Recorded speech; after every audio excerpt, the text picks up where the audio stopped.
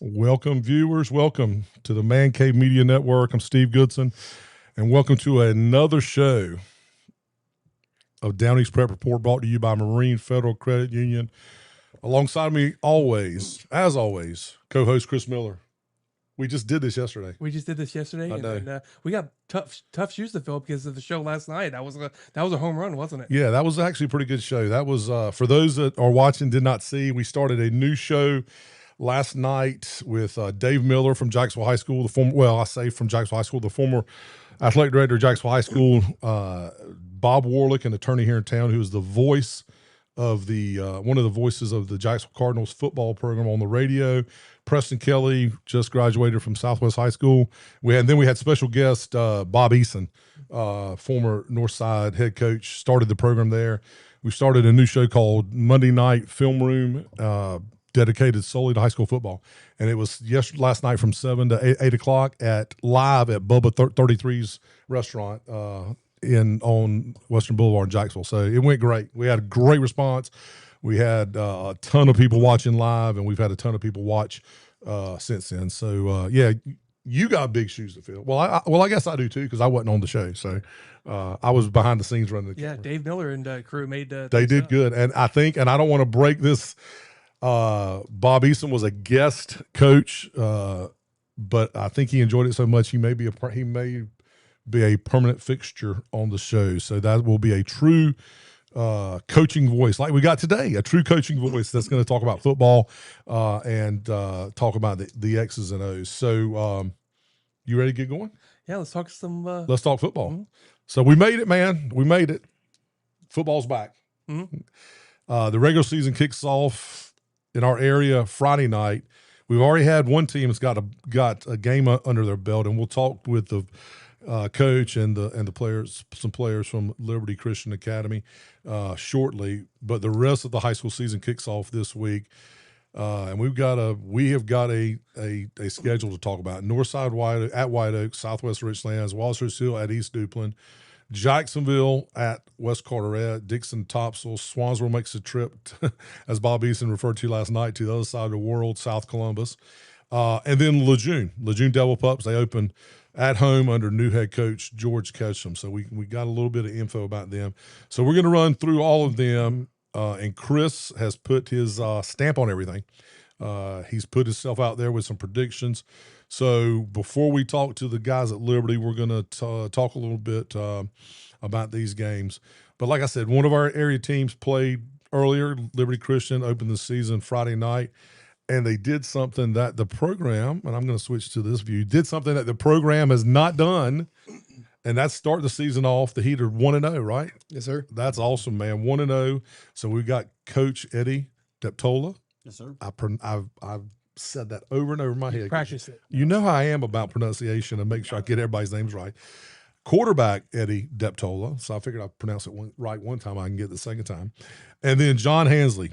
I can say that. Joining us later to talk about the 26-14 win over Father Capadona, something like that, right? On a side note, didn't you call it Father Al Capone last year? I did last year when we had, I said Father Al Capone. I was making a joke. And the funny that thing was is, no disrespect to the people, but I said Father Al Capone. Yes, I did. The scary thing is these kids probably don't know who Al Capone was. Yeah. A lot of the jokes I make are when I see something about Tiddlywinks or playing something, I'm like, what's Tiddlywinks? But if you say 6'7", yeah, I'm not saying 6'7". Okay. So anyway, and we're going to talk about how the first half looked nothing like the second half. And so we're going to get into that. But we've got plenty to talk about. So you ready to get going? Yeah, let's have fun. All right. So before we get started, I do need to thank our sponsor. That's a must. Again, our preceding sponsor is Marine Federal Credit Union, the great folks at Marine Federal, and Jeff Clark. So let's hear from them real quick. The Down East Prep Report Show with Steve Goodson and Chris Miller is presented by Marine Federal Credit Union. At Marine Federal, you're more than just a member. You're part of a community. With personalized service, competitive rates, and a commitment to your goals, Marine Federal is here to help you thrive every step of the way. Visit marinefederal.org to learn more and discover how Marine Federal Credit Union can help you build a better financial future. All right, and we're back. We are back. Quick thank you to Marine Federal. So, Chris, week 1, we've talked about this all summer. We've talked to players. We've heard predictions. We've talked to coaches. Now it's finally to get on with it. So the way I'm going to do this is I'm going to show you the schedule. This is the total schedule right here. I'm going to let you talk about each game. Mm-hmm. Let's not. Then I've got another slide that has your prediction. So let's not give a prediction after each game. We'll go through all the games. Coach, players, if you want to chime in, if you know guys that are going to these schools and know anything about them, and you guys want to just pop in and say whatever you say. Y'all may know some kids at Richland, Southwest, small community, right, man? Yeah. So we'll start with just start at the top. Northside travels to White Oak. I'll let you tackle that one. Well, I think officially, that would be the game of the week. Just there's a lot of hype going surrounding Northside this year. White Oak, I don't want to say rebuilding, but there's a lot of question marks, especially at quarterback position.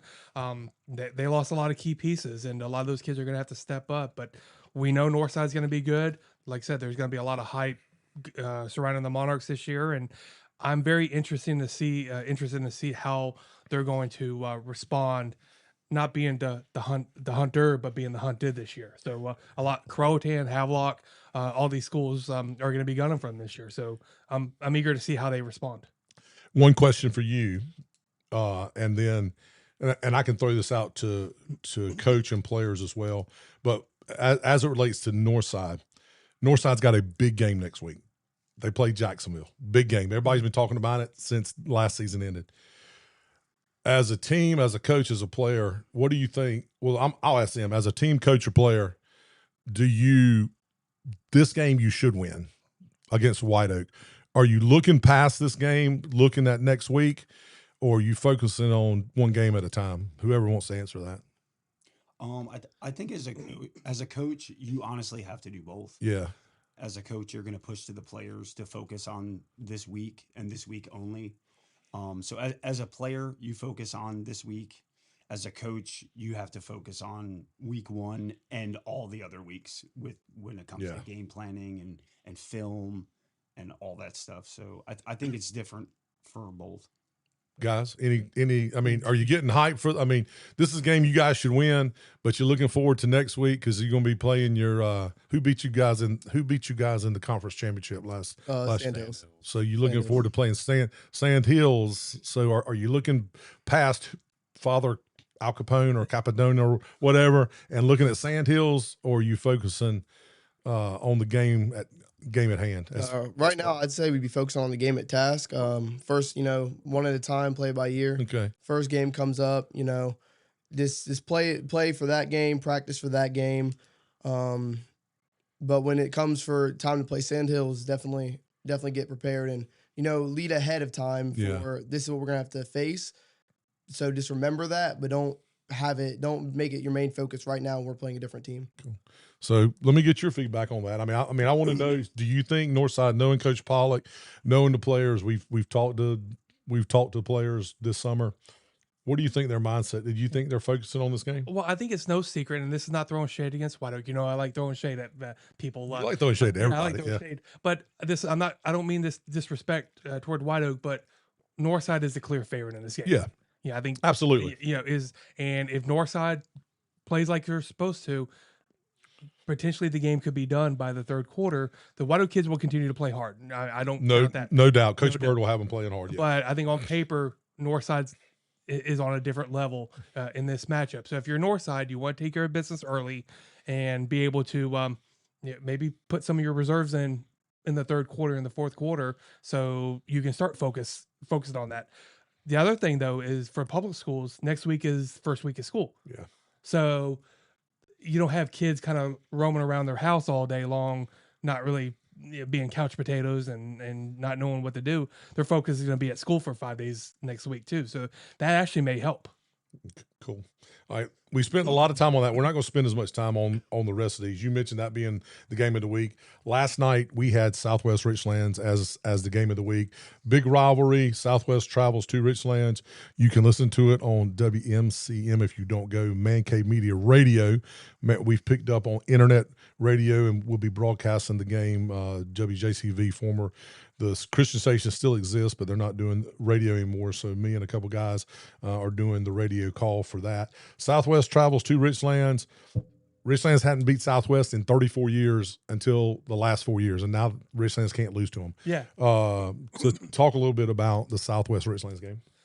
I think that's going to be a toss-up, but I think Southwest is. I'll give you my prediction. Yeah, don't tell us what the score is. I think it's the last few years. It's been a defensive game. The offense has struggled. The defense has been ahead of the curve in those games. We've seen a 7-6 game, a 14-13 game. 2 years ago, I think it was a 25-0 game, but that wasn't. It was still a low-scoring game. Early on, and last year was an 18-6 game, and Richlands kicked 4 field goals. They only scored 1 touchdown. So I suspect it would be another kind of low-scoring game. The defenses are going to come out and be ahead of the offenses, and but I think it's going to be I think it's a toss-up. Interesting. They kicked 4 field goals, which gave them 12. They scored a touchdown, and they missed. They missed the extra point after kicking four field goals. Yeah. Wow. Okay. Now the hold was not so good. So it was Isaiah Benton. Okay. Guys, you know much about. I mean, you guys are go to school in Richlands, but I don't know if you live in Richlands or whatever. You guys know much about Richlands, Southwest? Me personally, no. I'm more of a north side Jacksonville. Okay. Guys, you got friends that go there? I know a few people that go to Richlands, a few buddies that play on the team and stuff. Yeah. That have been there for a while now. Okay. So what are your thoughts on the game? Are you pulling for the Lands or are you pulling for Southwest? Stay with the Lands. Stay with the Lands. All right. Okay. This is a barn burner here, man. If we were in Duplin County, this would be the game of the week. This is a big rivalry. Walsrose Hill wearing white helmets this year. I saw that. Have you seen that? Yeah, I broke that about 3 weeks ago. I saw it, and man, they're going away from their all black, wearing white helmets. Walsrose Hill at East Duplin, big Duplin County rivalry. We're covering this because we obviously cover East Duplin football. So talk a little bit about this. The Bash in Beulahville. So this is the second straight year that the Duplin County rivals will have met. Steve, I don't know if you remember last year, but they played in Wallace and Teachie, and it was the same time that Duplin County had a Scotty McCreary concert. I do remember. We were talking about that at the same time. Bad scheduling, and I would dare say more people were probably at the football game than Scotty McCreary concert. Yeah. Scotty who? No. Yeah. So, but big time matchup between two Duplin County powers. I would love to be there, but I think if East Duplin wins, that sets the tone for. We can see how good they are if they come out victorious. Battle doesn't have much. Battle Holly doesn't have much. Just ask him; he'll tell you. He poured mouse as good as anybody around. East Carteret, Croatan. This is a Carteret County matchup. Talk a little bit about that. And of course, one of our good friends is Cannon McBride, and who's probably listening to us right now. And I expect a lot from Croatan. I don't think this game is going to be much of a game. I think Cannon and Boucher, your favorite player, is going to take care of business pretty early, and a lot of those JV kids will probably get some playing time in the third quarter. Then we mentioned Jacksonville, West Carteret, another former conference rivals. Now that they've split, and Jacksonville's in the big the Big Carolina 6A, 7A, or 7A, 8A, or whatever they're in, and West Carteret stayed in that conference with Northside and Croatan and a lot of the Onslow County schools. Talk a little bit about that. You would think on paper Jacksonville has the upper hand, and I think they will. I think they will be successful, but I don't think it's going to be a 60-0 game. I think West Carteret has given them a little bit of resistance over the last 10 years. So beat them once and has made them work for it. So I look for Jacksonville to get off to a good start. They are banged up in certain positions. So some of those guys, next man up mentality, they're going to have to step up and reload. And does Jacksonville, like I asked you, Northside, does Jacksonville? I don't think they will. I don't think knowing Bo Williams, I don't. But also, I think Jacksonville will take care of business early, and Bo comes out and says this. They don't show all their cards this early in the season, so I think they won 43-24 last year. I would suspect maybe a similar score. All right, Dixon at Topsail. Bob Eason gave us a little insight on this last night. his wife is the former principal at Dixon before she moved into the county office at Onslow County Schools. People don't realize this is a big rivalry between Dixon and Topsail. Topsail 0-10 last year, new coach this year. Dixon 6-6. Big thing. They won their first playoff game in school history last year. Now they got to do it without J.J. Goulet, who rushed for 3,400, something stupid, 3,400 yards or something like that, 44 touchdowns on the season, was one of the 5 finalists for State Player of the Year. Talk about Dixon Topsail. Well, last year, winning 42-40 in overtime, kind of sprung the Bulldogs into the great season that they had. They do have a lot of people to replace, JJ being one of them, but I don't think they're going to be that 1-2 person ball carrier that have 1 or 2 people carrying the ball like they did last year. I think it's going to be more by committee, maybe 3, 4, 5 different players. They may not have 1 or 2 guys rush for 300 yards, but they may have 4 or 5 guys rush for 40 yards here, 50 yards there. So whatever gets the job done, I think that offense is still going to give people the hard time. Easton made the comment last night, though, at some point in time, your defense has got to step up. They lost their leading tackler. Mm-hmm. Their leading tackler didn't graduate, but he went to Jacksonville. He's at Jacksonville now. Coach, let me ask you guys, and I know coming from you being quarterback, would you rather beat somebody 44-40, or would you rather beat them 14-10 or something like that? Well, Coach, what would you rather do? I know a man here is going to say he wants to hang 44 on them.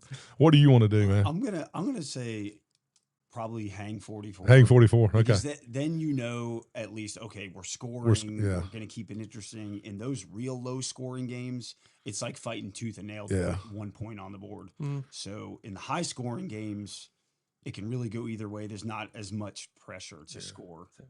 John, you play both sides. You led the team in tackles after the first game. Yes, sir. So, were you a defensive guy or offensive guy? I'm more of a defensive guy. So you'd rather see it. You'd rather see 14-0, 14. You'd rather see a slobber knocker game, right? Yeah. Okay. I think that's more entertaining. Okay. And Steve, I had a quick question for Coach. And Coach, with 8-man game, football is football, but there is some different nuances about the 8-man game. Yes, sir. So can y'all run the single wing in the 8-man game? Kind of. Uh-huh. It's modified, backs and line, but yeah, I guess if you really wanted to, you could. Mm-hmm. Right. And these kids don't know what the single wing is. We still try to use the old school verbiage though. Like I still use wing back. Okay. As verbiage and flanker and split in. They know all that old school verbiage. Nice. Steve, you were a split in, weren't you? No, I was a tackle, and if I'd have been playing now, I'd be a guard or a center. Mm-hmm. Wasn't the most quickest and mobile, but that's okay. Mm-hmm. It got me to where I needed to be. Right. We're still using the position that barely exists anymore. What's still that? Using a fullback. Oh, are you? Yeah, man, that's old school. I like that. I mean, I like that. Yeah. We ran a pro eye set in high school. We had a fullback, and then we had a tailback behind them. We ran one tight end and a slot, and the old deal, man. My coach just totally believed that, hey, you get 4 downs to gain 10 yards. Yep. So if you gain three every time, you're good to go. Well, officially, you only need two and a half yards. Yeah. So anyway, just And a cloud of dust. Fullback, he's your enforcer on the offense. Yeah. That's exactly right. Yep. All right, Swansboro, South Columbus, driving to the other end of the world. Yeah, and that is, of course, Bob Eason, our good friend Bob Eason, has some not so fond memories of traveling to South Columbus, Tabor City. So that's the other side of Wilmington. So that's not going to be a fun trip for the Pirates. Might be a fun trip on the way back if they win. I think they have a chance to be successful in that one. All right, and then American Leadership Academy at Lejeune. Yeah, that's we know that they got a new head coach. Mm-hmm. And that's probably the extent of what we know about, or at least I know about it. I was able to talk to a couple of the kids during the summertime, and the kids are going to work hard. They're pumped up, and they're ready to show what they can do. They want to prove it to themselves that they can compete. I think Coach Ketchum is going to do a good job getting those kids motivated. They just don't have the numbers. They just don't have the resources. Not their fault. I don't fault the kids or their parents. I fault our tax money, our tax money not being where You fought the man. Yeah. You know? Yes. So I wish these kids got the opportunities that others. I wish they didn't wait till middle of summer to name a head coach. And look, I speak the truth. You have to find a head coach before the school ends in May or June, and unfortunately, that just doesn't happen. Well, and the way football is now, when we were in school, you played football and then you transitioned to whatever winter sport if you played, and then you transitioned to whatever spring sport. Mm-hmm. Now, high school football, at least from the public school perspective, I don't know the private school. We can talk to the coach and the players about this when we talk with them here in a minute. It's become a year round. I mean, they're doing 7v7 passing leagues, and they're having unofficial voluntary workouts, but you pretty much show up. And I mean, and it's become a year round deal. So if you don't hire a coach till the summer, you're 4 or 5 months behind the curve. Yeah. And you know me, I don't care. Give me the smoke. They just named their head soccer coach, boys soccer coach last week. Oh wow, wow. So that goes to show what you're dealing with. Yeah. All right. So let's look at. So that's the matchups. You guys are have a bye week this week, right? Yeah. Are y'all going to any games on Friday night? Going to any games Friday night? Probably not. Okay. Not. I don't blame. We do this Friday night. We do have a family, faith and friends. Okay. It's like a little flag football game that the football team's having against the teachers. Okay. So we do Cool. have that. Cool. Good deal. So are the teachers going to go easy on y'all? I think we got. All right, let's look at the results, and so we can get on to the interview with the guys. So you have got Northside beating White Oak handily, which stays along. You got a tight one with Southwest and Richlands, 14-7. You got Wallace beating East Duplin. That's interesting. I think the panel last night between Dave, Bob, and Preston, I think, were split on that one. They were giving East Duplin the advantage just because they were in Beulahville. No, I actually have East Duplin 21-13. Okay, so that's wrong. So you fumbled that one. But yeah, AI fumbled that one. East Carteret, not going to be close with Croatan. Jacksonville beating West Carteret. You got Dixon beating Topsail. Swansboro taking it to South Columbus. And then the American Leadership Academy, they got such a formal name, you can't go against them, beating Lejeune 30-8. So which one, and let's look at the scores. So we're thinking Southwest, Richlands, Wallace, East Duplin those are going to be your two really good games this week. Yeah, and I think it always is a slobber knocker between East Duplin and Wallace Rose Hill. So it was 21-0 last year, but I think it was only 7-0 until late in the game. So that's going to be a hard hitting game, big crowd, a lot of emotions, a lot of excitement going forward. So whoever wants, I don't want to say whoever wants it more, but whoever executes the most in the fourth quarter will emerge victory. Obviously, limit the mistakes. And again, like I said a few minutes ago, Southwest and Richlands have been defensive slugfest the last several years, and I think the same is going to be. I think the defenses are going to be well ahead of the offense, and special teams like last year might be a difference. All right, so we have our most loyal viewer watching us, Joy Weatherington, and she says, best of luck to Liberty Christian this year. Great show. Last night, she's talking about the Bubba 33s, and she says, we're much appreciated. So, Joy, thank you for watching. Thank you for wishing Liberty folks the best of luck. And let's transition, man. You've thrown your predictions out there, so we'll find out Friday night just what you know and what you don't know. But now let's turn to the team that's already off and running. Liberty Christian Academy opened the season last Friday. First half wasn't exactly what Coach wanted and had in mind. That they trailed 14-12.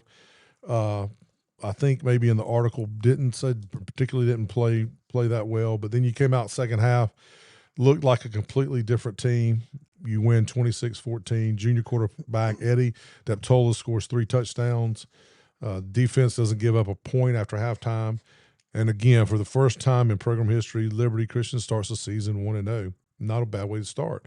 So again, we have Coach Eddie Deptola, junior quarterback Eddie Deptola as well, and I guess Edward Deptola, and Eddie Deptola, and junior two-way playmaker John Hansley. Eddie, are you a junior as well? Oh, yes, sir. Junior as well. Okay. John Hansley joining us today. So guys, welcome to the cave. Appreciate it. Appreciate you guys coming. So we're gonna get started. So we're just gonna take turns asking you guys questions. Go back and forth. I'll ask questions. We'll take turns, and then we'll go through a couple, 3 or 4 rounds of that, and then we'll get into the lightning round. We shared these questions with you, and then we'll get into the lightning round or rapid fire, which we did not share with you. It's just questions that are just quick hitters. They're meant to be fun, man. So, and I will just go ahead and tell you, with a father son duo, with coach and player, there are some fun questions on there. So I'll go ahead and get started. I'll start with Coach. So, Coach, take me inside the locker room at halftime. You're down 14-12. You kind of hadn't played like you thought the team was going to play. What did you tell the guys, man? All right, so we're in the locker room that really didn't exist. We were at the corner of the at the corner of the end zone. Corner of the end zone, baking in the heat. Oh man. Other guys went inside. I need to talk to Mark Cavanaugh about building y'all a daggone locker room, man. That's okay. No, our players they're hard. They're good to go. Yeah. Halftime comes. We jog it over. Our fans super supportive. They're cheering. From a fan's point of view, it's a great game. It's 14-12. From Coach Depp's point of view, I'm almost eating my towel. I would say my biggest word as a coach was just frustration. Yeah. Because we knew going in there what we were capable of, and we just weren't putting it out there. I think we had stopped them maybe once on defense, but we let up 2 scores. We only scored twice. We didn't get any 2-point conversions or extra points after those. So we just kept it too close. So at halftime, it was, fixing the little mistakes here and there, but no big adjustments. It was just, hey, you guys have to snap out of it. We know what you're capable of, and now it's on you guys. And that's pretty much what all the coaches had told them. Hey, this is on you guys. We've been in this position before. You guys have to step it up. And our O-line coach, Coach Keith, he has a saying that once the game starts, you have to flip the switch. And he puts his hat on backwards. Love it. I love it. Flipping the switch. I love it. And that's really what they did. And I had, Coach Keith's off to the side. He brought the O-line together. He's motivating them. And the players just took it upon themselves to motivate each other. And we got it done. Came out, and it was like a different team in the second half. Yeah, that's awesome. And Steve, I remember talking to Coach Friday night over the phone, and he said, Coach, and I remember you said you guys didn't necessarily play terrible, no, but y'all just didn't have it. You didn't have the it factor. Yep. And then the guys kind of pumped themselves up Yep. and clocked it, didn't they? Yep, 100%. Like the coaches really can't take any credit for the halftime adjustments because there weren't any. That was all players. Mm-hmm. And Eddie, I remember you saying different freshmen, sophomore, juniors, everybody was kind of pumping each other up. Everybody kind of took it personal. What was that vibe like at that moment? And when did you know, okay, we're going to get this right? Well, I'd say to start off with, everybody at the halftime, everybody, we were all huddled together. Coaches, told us what we need to do. We need to step it up, get out of our heads, and everybody kind of took it personal, got out their heads, and once they got out their heads, everybody did their own thing. We all took a breather, and then it was time to warm up and whatnot. So went to the sideline, and my starting center, Tanner, he was on a helmet on, full gear, everything, screaming, yelling at everybody, trying to hype everybody up. And while he was doing that, I had me and my right guard, Hudson Tiemann. We had pulled off to the side, talked about our strategy on how to make the linemen on the defensive line stop crashing down so easily, because they just kept flooding us in left and right. Number 3, the grunt's one of the big DNs or whatever. He had just kept crashing in, and me and Hudson Tiemann were talking, and we were just we just got to get that block, pushing it outside, inside, take one way or the other. And, we did just that. The team, we went off on the play, went out, warmed up, came back together, broke it up, and called it a day. John, were there, what was that vibe like at, I mean, were y'all, it was pretty intense, was there? Yeah. I mean, you could tell at halftime, you know, we're all in the corner of the end zone. And like Eddie was saying, especially Tanner, like everybody was just mad. All the starters were mad. And, you know, the bench players on the sideline, you know, the fans are cheering, well, oh, yay. And then the bench players, I see like, oh, like this is serious. Like everybody who's out there is mad. And so the bench players start hyping us up. Really? It was just like a full team effort. Like we switched it around.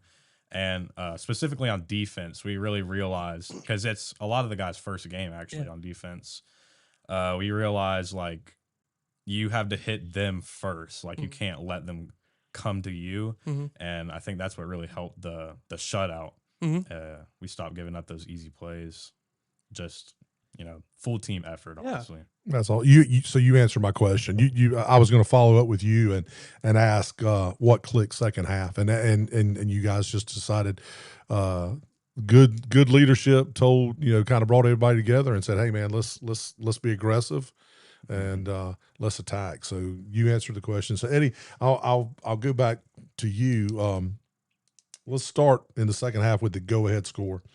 25 yards out, third quarter. Take us through it. What did you see? Talk a little bit about the play, man.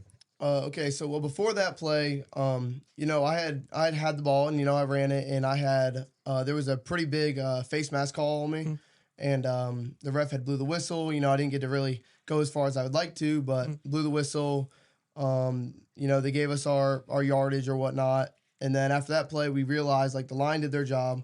I realized that I could run the ball pretty well against that team, as in like, you know, making that as many yards as I did during the face mask play. Like it was a pretty good blocking scheme. The wide receivers did their job, and you know, I just took off. And are you running inside or outside? Where are you getting most of your yards? Are you just running everywhere?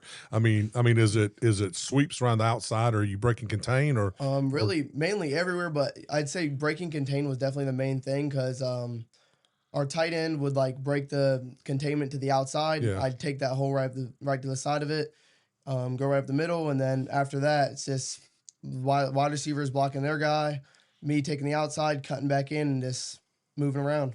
Awesome. Trying to find an open hole. Awesome. John, is that how it transpired? Yeah, just about. But as a linebacker, I mean, you got a pretty good view of kind of a front row view of everything that happened. So, what were the adjustments that y'all made defensively to make sure you got that second half shutout? What were you guys able to do to pick it up a notch? I mean, like Coach Depp was saying earlier, the coaches didn't make too many adjustments. Coach Jeff, our defensive coordinator, you know, he brought another guy down in the box because they were just running it on us the whole time, and you know that worked pretty well. But mainly it was us as the players. We just we locked in. That's awesome. I got a follow up for you. So Coach, were you offense coordinator, defense coordinator last year? What was your last year defense? Defense. So either one of you guys, either John or Coach, I know it's only one game, but what's different this year? Is there anything different this year about this year's defense as opposed to last year's defense? Anything you guys maybe potentially do better? Anything you need to do better? Again, one game into the season, but talk a little bit about the defense. Well, aside from like the scheme of, you know, switching the coordinators, I'd say this year we have a lot more depth. Like last year, pretty much all of our guys were playing both ways. And so by the third quarter, everybody's gassed, you know, everybody's hurt. This year, we don't even have to play most of our guys both ways because we have 2 or 3 guys That's awesome. who can, you know, hold the fort at every position.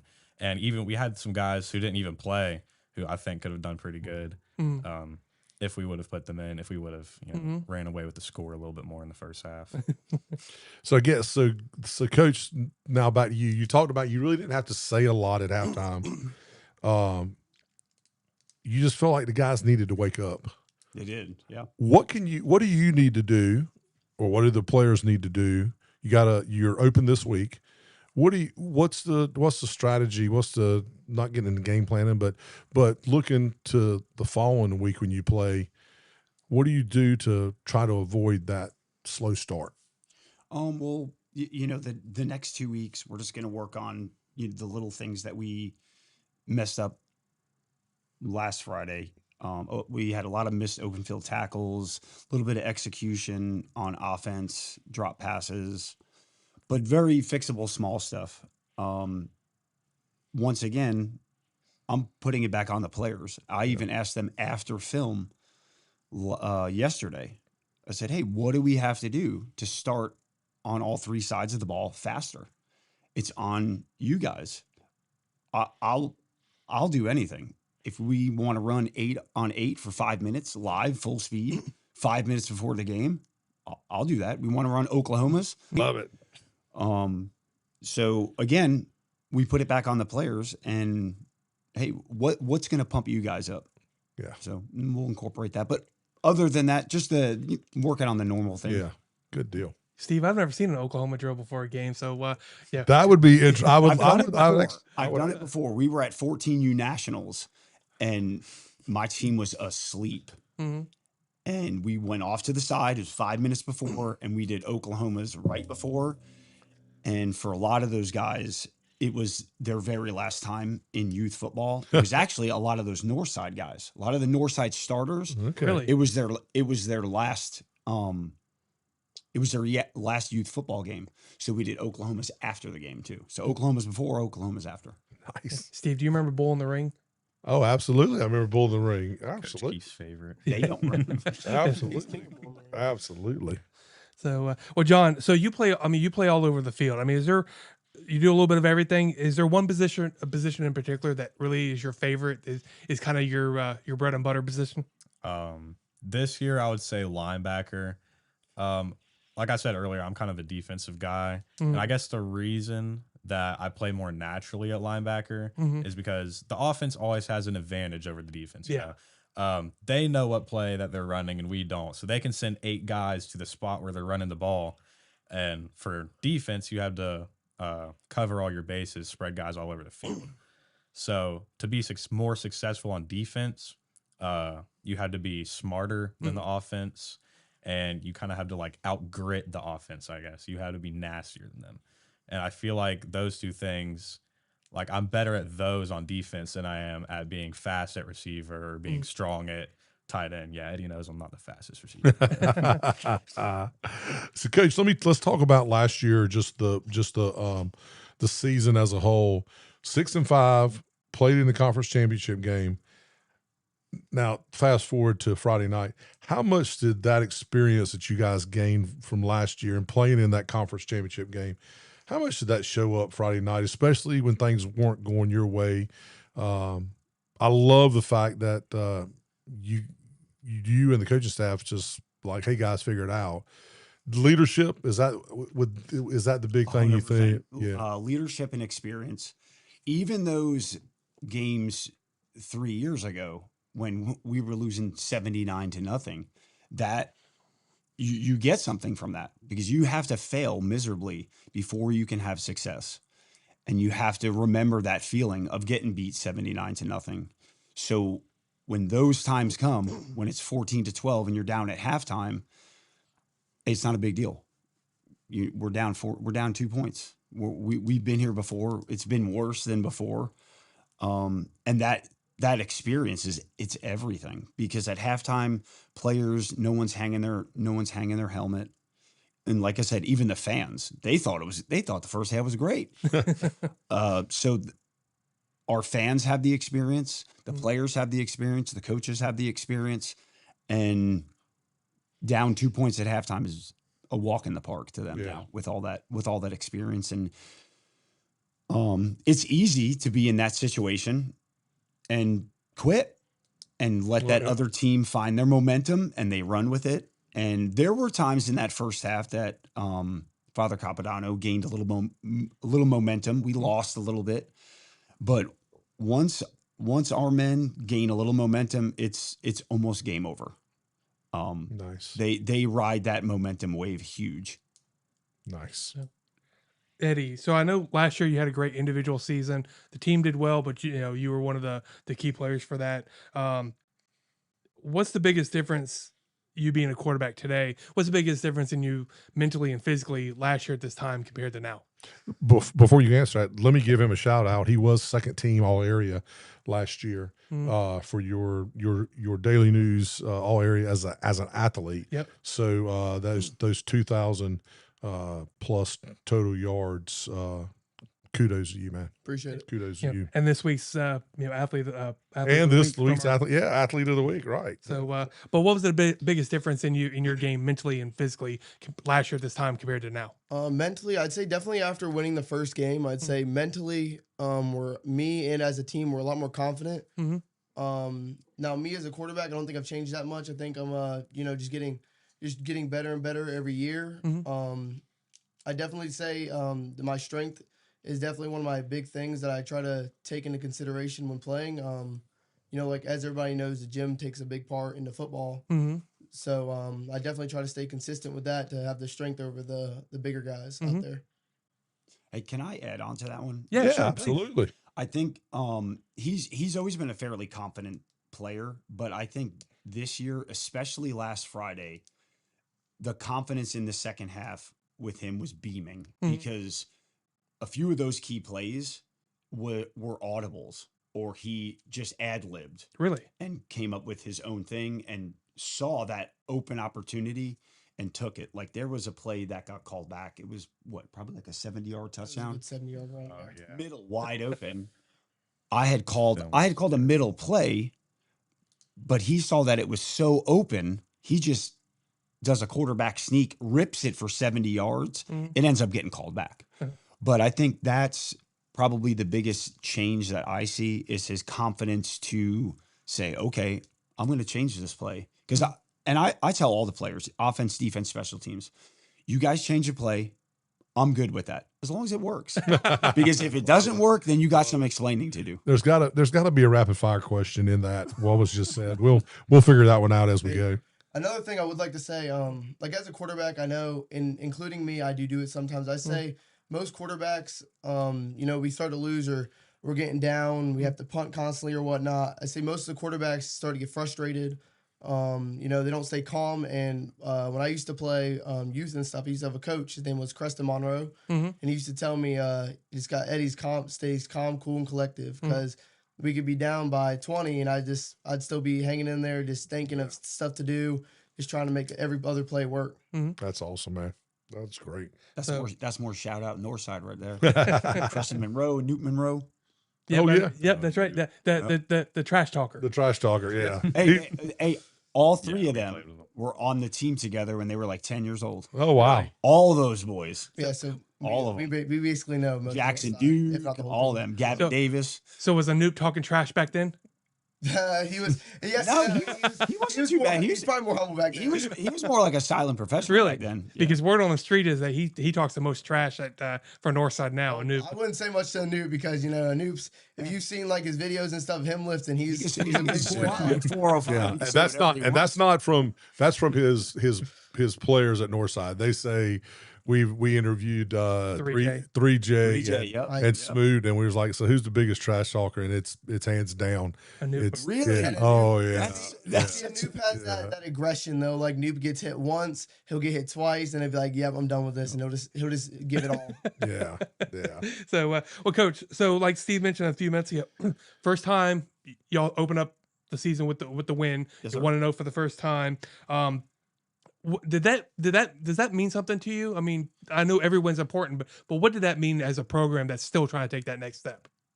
As a program, I think it means a lot. As a program, as a school, as a team, and it just, to me, it comes down to one word. It's just progress.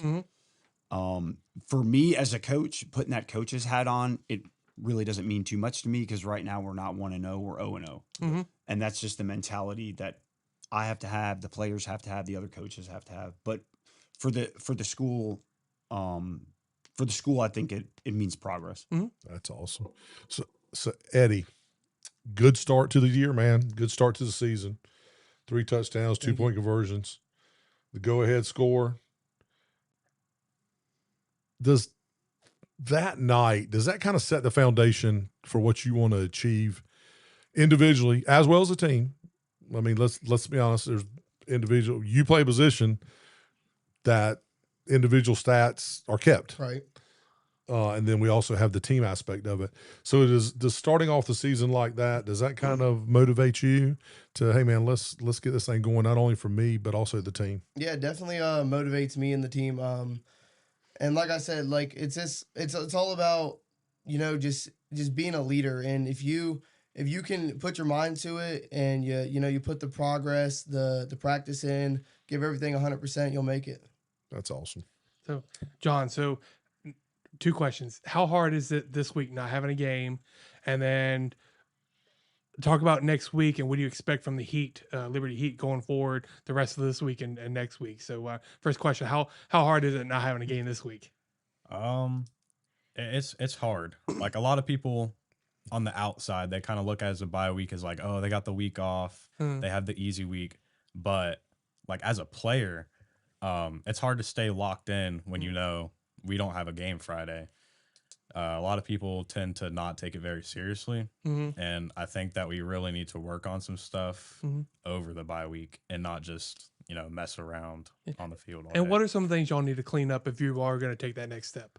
Well, you mentioned earlier that this was our first opening game that we won. But it's also the first time that this team has scored on us, like ever. Yeah. And one of those scores, we just missed like 3 tackles. It was just easy score for them. So, I mean, the coaches have already been talking about it a lot yesterday and Friday. Open field tackling is going to be our main focus to work on the next 2 weeks. Well, if you keep on missing those, he's going to put you in it's Oklahoma drill before you. Good thing Johnny in the outfield. So a follow-up, kind of similar, kind of on the line that he was asking. So you build up, during summer workouts and then preseason practice, you build up, and you have a game, and then wham, you got to wait a bye. Normally buys happen a little further into the season. It is what it is. Can't change it, but a little frustrating. You guys are ready to get out, coach. You're ready to get back out there and coach, guys, and you guys are ready to get back out there and play, right?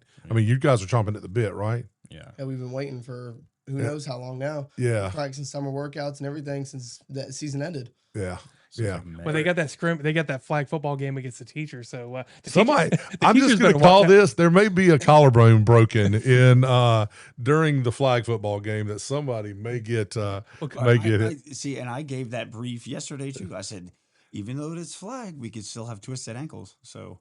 Coach, are you playing for the teachers? Or are you gonna, are you playing? No, it's undecided. Yeah, we all know he's foaming at the mouth to get a chance to play quarterback. Well, you know what they're gonna take some cheap shots at you. If you play. Oh yeah. Yeah.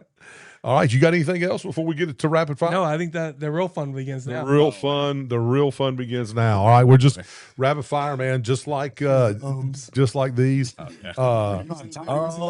overthink it. Just answer the questions, and we're gonna have a little bit of fun. I'll start with Coach, and we'll just go down the line. Coach, one word to describe this Liberty Christian football team. One word. Physical. John.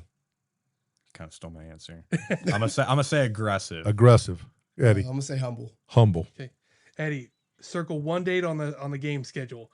What game are you looking forward to? I think I know what this one is. I'm looking forward to that community Christian game because last year we had that comeback game where we just came back out of the last second. It was a tight game. So I'm just really looking forward to having that game again to see who can pull it off this year.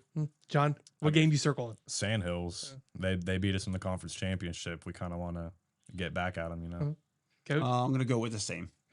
Sandhills. All right, Coach. Give me the name of one player, and you guys will give me a teammate who might fly under the radar this year, but shouldn't. One player that might fly under the radar but shouldn't. Oh man. Can you explain the question a little bit? I know it's rapid fire. Yeah, so just they maybe didn't get a lot of love, maybe from the other team. Maybe they not a lot of publicity, but they get the job done, man, every week in and week out without a lot of fanfare. I'm gonna say Liam Castro. Okay, what position? Running back and DB. All right, John. Corvin Wilson. What position? He's my fellow linebacker. Okay. He also plays some 3-back. All right. I'm probably gonna have to say Corvin or Liam as well, because Corvin he's there. He just started not too long ago. He doesn't give the 80-yard runs, but he's definitely one of the bigger players out there that does a good job, but people just don't notice it like the lineman. Cool. Those two are grinders. They're grinders. Nice. Eddie, who's the most serious dude on the team? Oof. I know mine. Most serious dude on the team. Cameron. I'm gonna have to say Tanner when he gets mad. I'm gonna have to say Tanner, because dude, Tanner will go into silent mode. Okay. And will not talk to anybody and will just put his head down and go. John? Yeah, Tanner for sure. Tanner Lancaster. Okay. And position. Center. The Coach? question was the most quietest, right? No, the most serious. Most serious. Oh, Like serious. Tanner gets locked in. I'm gonna have to say Caleb Malpass. Okay. Yeah. What position? I mean, Running back, D end, and linebacker. Okay. All right. Now, opposite end of the spectrum. Who's the jokester? Who keeps everybody loose? Coach. I'm gonna say You may have a few on this one. I'm gonna have to say Brick. I'm gonna have to say Noah. Brick, Noah Horn. Noah Horn, He's tight end. tight end. Y'all all agree with that? I agree. I'm gonna have to also say Cam McFarland. Yeah. Andrew Smith. Yeah. Cameron McFarland without trying to be funny. Okay. Okay. All right. So in other words, they got a bunch of characters on the team. Yeah. So Eddie, which player asks you the most questions which player asks the most questions at I practice? know. I already know. I'm gonna have to say Daniel Canales. He shows up to practice maybe 2 to 3 times a week. Comes in, hey Eddie, what am I running? Wait, what's that route? Oh, Daniel, doing this. Go out there and do it. And then he'll just do it. Might not be the best, but John, who asked the most questions? I mean, Daniel. He's really good. Like Daniel's really good. But I remember at camp, like we tried to go like hurry up in the audibles. He asked me every single one, and then he would catch it and then break a 40-yard touchdown. So all's forgiven when he makes the plays. Go to I'm gonna have to say Corvin, but they're good questions. They're good questions. There's not a bad I'll have question. to add to that one, and Logan Potting. okay. Yep. Okay. I'm one of my running backs. All right. Question just for you. And then I'll let your dad have a rebuttal to it. Oh, great. Tougher to deal with. Coach Deptola at practice or dad at the dinner table? Who's tougher to deal with?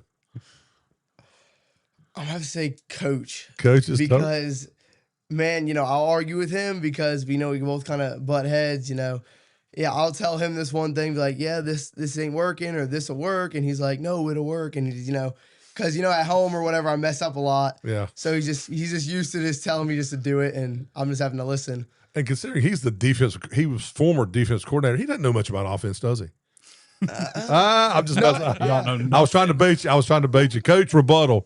Which is tougher, Coach Deptola or Eddie? Honestly, Eddie, dad. I'm gonna have to say Dad. Dad. because Okay.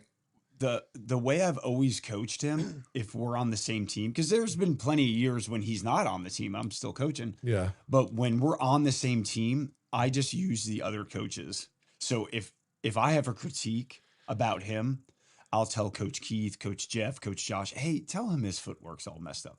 Because if I tell him, Yeah, they're not gonna listen. Dad, you don't know what you're talking about. Coach, get out of here. That's a parent. That's being a dumb parent, right? Easier at practice.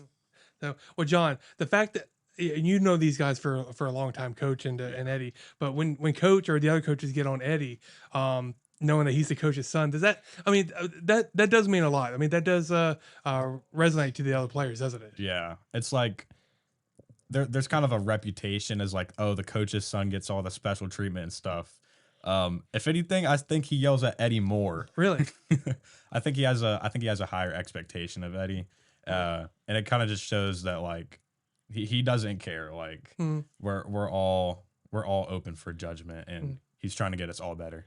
Yeah, but that as players, that does mean a lot that he doesn't get the special treatment, that he probably gets his chops busted even more. And so well, and the position as well. Yeah. Because the teams that I've coached in the past that he wasn't on, I'm super hard on the quarterbacks to begin with. Yeah. So if you're a quarterback and you don't have thick skin, you're probably not going to be a quarterback on the team that I'm coaching. Yeah. So he kind of gets it double because he's playing QB and he's my son. So yeah, he gets it double. And I get the aftermath talk after practice. Or the game. The ride home. The ride home. Speaking of the ride, so big game, you win.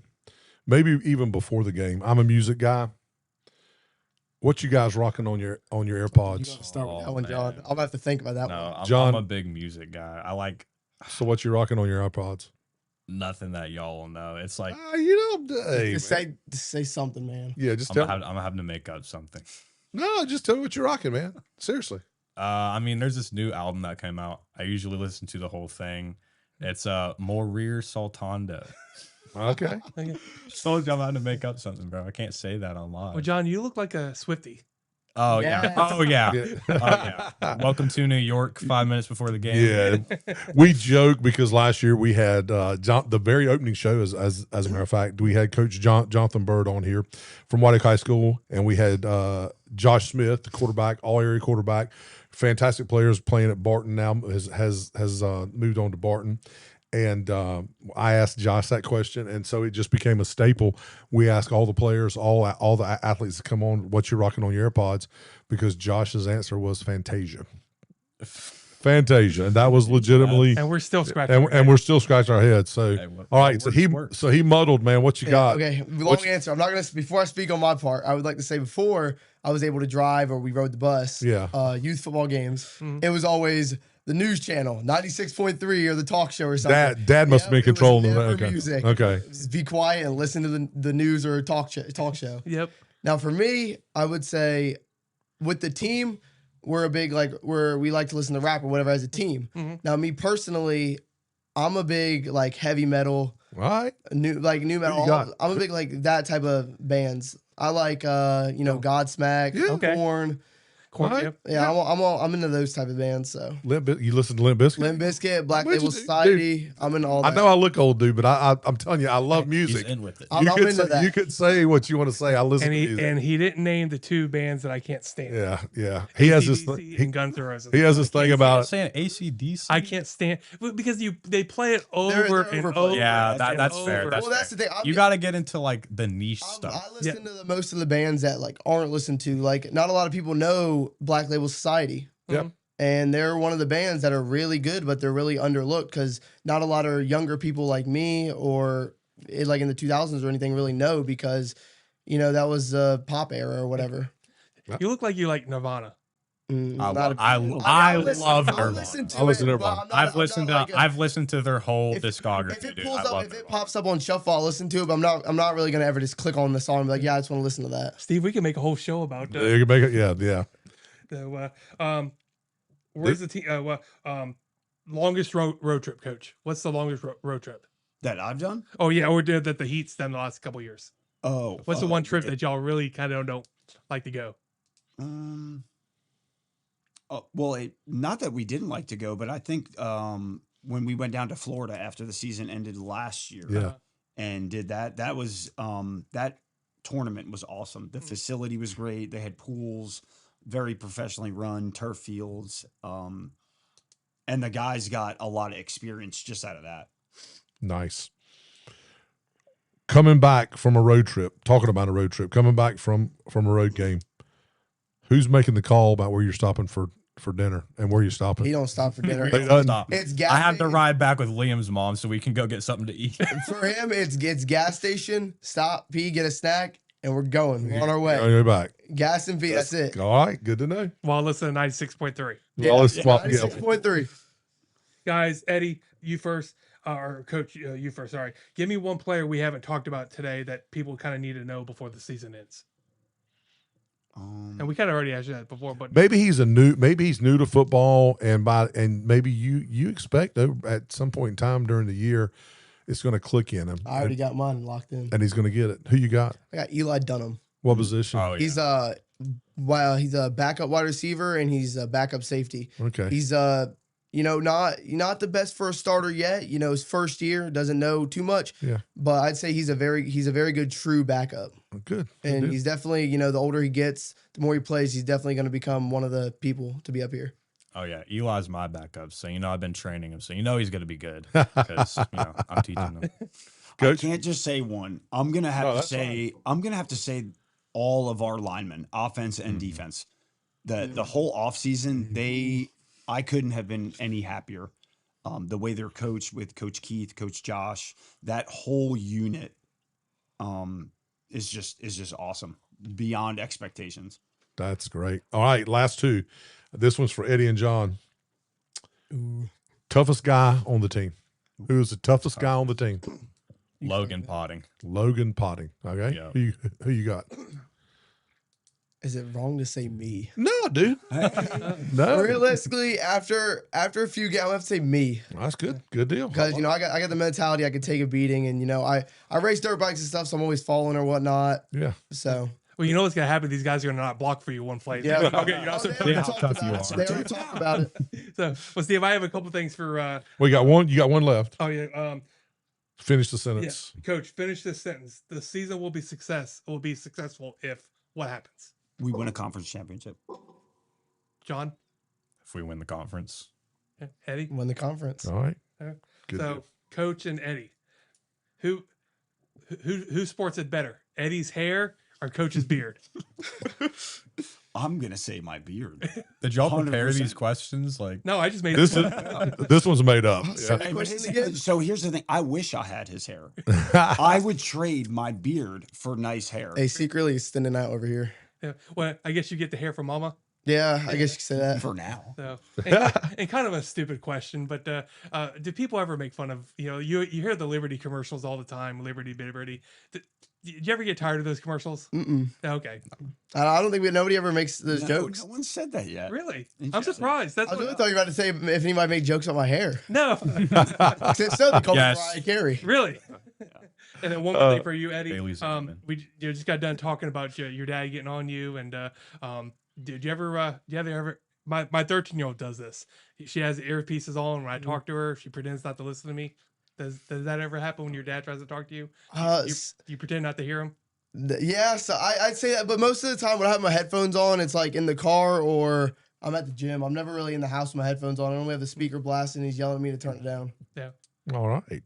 Anything else? No, that was fun. That was awesome, man. That was good. Well, guys, thank you so much for joining us. We appreciate you guys taking the time to spend with us today. Congratulations. Thank you. On the first game. Best of luck the rest of the season. And before we get into the closing, I do need to thank, because I think everybody enjoyed it except Coach. He's going to enjoy it afterwards. I need to say thank you to Pete Burgess and Chick-fil-A Jacksonville for taking care of us here in the cave today. Training table. We're going to show Pete some love real quick and let him we'll play a little spot and give us a kind of second to get ready to wrap things up. The Down East Prep Report Training Table is brought to you by Pete Burgess and Chick-fil-A of Jacksonville. Every week, Pete and his team make sure our players, coaches, and hosts are well fed before we go on the air. And we're grateful for their support of local high school athletics. The next time you're looking for lunch, dinner, or catering for your team or office, stop by Chick-fil-A on Western Boulevard Extension near Target, the Western Boulevard location drive-through near the mall, or the location inside the Jacksonville Mall. Thanks to Pete Burgess and Chick-fil-A of Jacksonville for helping us keep the training table open all season long. Now, let's get back to the show. All right, we're back. And I do want to say this, we were able to present Pete for the lunch, obviously today, and of course Marine Federal. We do have other sponsors. We're not going to get into playing the commercials for them today, but I do want to acknowledge them because we did these special segments yesterday. Down East Heating and Air, Jason Humphrey, he sponsors our Player of the Week, which we have our player of the week with us. Appreciate it. Farm Bureau Insurance, they sponsor our Play of the Week, and that is Bradley Carroll from Farm Bureau Insurance. And then finally, we have our Scholar Athlete of the Week. And again, we presented all those yesterday. That is Southern Touch Painting and Roger Carroll. So between Marine Federal, between Chick-fil-A, Down East Heating, Farm Bureau, and Southern Touch, we got a great group of folks that make this show happen every week and sometimes twice a week. So Yeah. So anything else for the masses? No, thank you for the sponsors. I mean, we can't thank them enough for the sponsors. They get it. They get what we're trying to do, and what we're trying to do for this community. So we appreciate it. Just ask the coaches to continue supporting us. Give us some ideas for play of the week and quote of the week and Scholar athletes, of the definitely week scholar athletes. and so all that stuff. So we really appreciate all the feedback. And Steve, thank you for all the things you do behind the scenes. Absolutely. So off of me and back to the Liberty Christian gets this week off. Back at it at home August 28th against Community Christian. Is that right? Home. Okay. Yes, sir. And after starting 1-0 for the first time in program history, we'll see where they go from there. But for everyone else, this weekend, this Friday night, the wait's over. High school football is back. We've talked about it all summer. Now it's time to just strap them up and go, man. Let's go. Strap up the chin straps and let's go. Good luck to all our area teams. Thank you again, Coach Eddie Deptola, quarterback Eddie Deptola, and John Hansley for spending some time with us today. And always, big thank you, Marine Federal Credit Union, our presenting sponsor, for making the Down East Prep Report possible each week. We're locked, I think, next Wednesday, back to our normal day. I'm going out of town for work for some consulting stuff today, so that's why we're not doing the show on Wednesday. But next Wednesday, we got Jonathan Bird from White Oak High School locked in. I'm not sure who he's bringing with him, but we'll be doing that. Don't miss Friday Night Football. If you're not doing anything, and if you are doing anything, go watch a football game somewhere. Got some really good high school football. And then next week we have Monday night film room coming to you again live from Bubba 33s. And we have Charlie entering into and sitting down. That's awesome.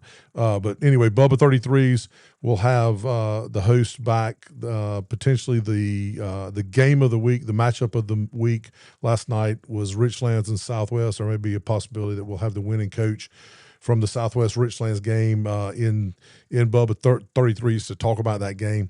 So just join us. We got a lot of stuff going on here at the Man Cave Media Network. A lot of stuff happening. Yeah. So enjoy the games Friday. So again, thank you for spending part of the day with us. For Chris Miller, I'm Steve Goodson. Remember, speak and the cave will listen.